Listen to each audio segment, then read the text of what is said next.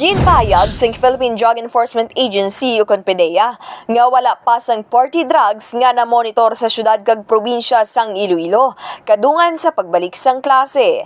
Sa interview sang Radyo Bandera Iloilo kay Attorney Bom Radsoc Abonado, tagpamaba sang PDEA 6, hugot nila nga ginamonitor ang posibilidad nga pagsulod sini sa syudad kag probinsya sang Iloilo.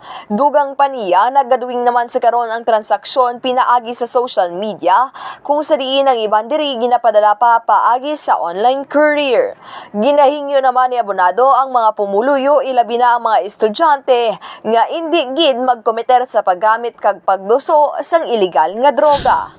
Kagini si Kabanderang Kim Kaluyo nagabandera sang matutud nga serbisyo publiko kag kalingawan sa Iloilo. Radyo Bandera.